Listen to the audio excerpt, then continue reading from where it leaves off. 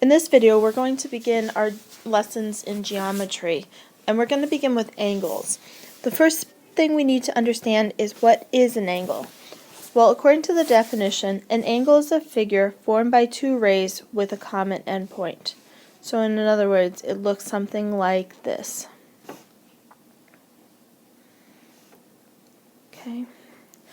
There are four ways where we can label this angle. We always use the angle symbol, which looks like this. Okay. You can title it with three letters. So I could title it starting here with D, C, E. Okay.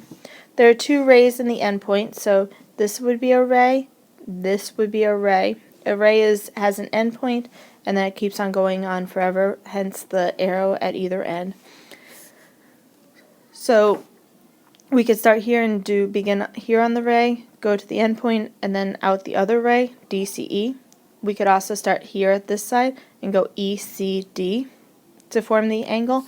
We could also simply call it by the endpoint, the label on the endpoint, in this case C, or sometimes it will also be labeled with a number inside the angle, in which case we would call this angle 1. We can classify angles based off of the measurement. Okay. We say an angle is acute if it's between 0 and 90 degrees. A right angle has 90 degrees, so we put a little square inside symbolizing that it's a right angle, it's 90 degrees. An obtuse angle is between 90 and 180 degrees, and a straight angle looks like a straight line.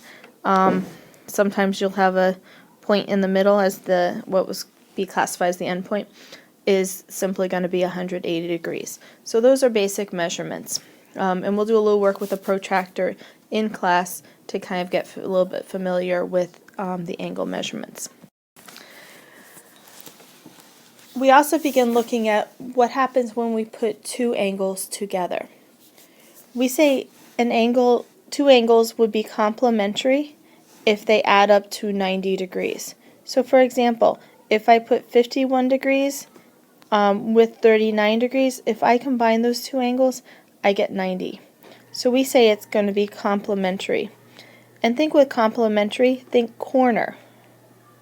Begins with C, corner. Well, what does a corner of a door have? 90 degrees. It meets at a 90-degree angle if it's a corner. We also say that there's such thing as supplementary angles. Supplementary angles add up to 180 degrees. So in this example, if I take 65, I add 115, I'm going to end up with 180 degrees total combined. I can remember supplementary by thinking straight. A straight angle has 180 degrees. So therefore, supplementary, straight, 180. Okay. What if I did measurements are? Let's say I had one angle that was 36 degrees, and I wanted to know what this angle would need to be complementary. What was its complementary angle? Well, I would need to think of it as 36 plus what value would equal 180?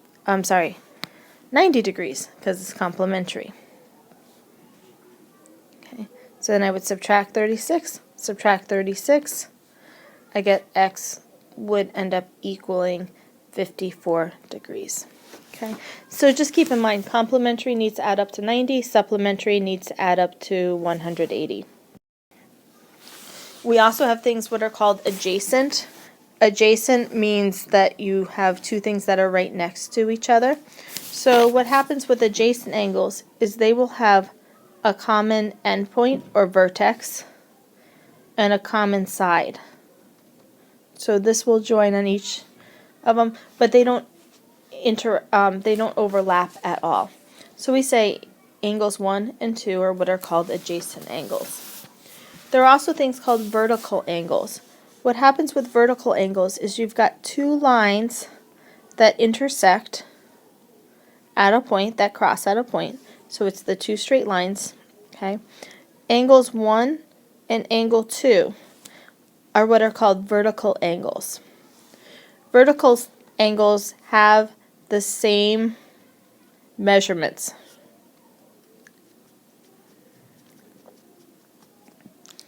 Which we say are congruent. Congruent just basically is a word in geometry that means equals.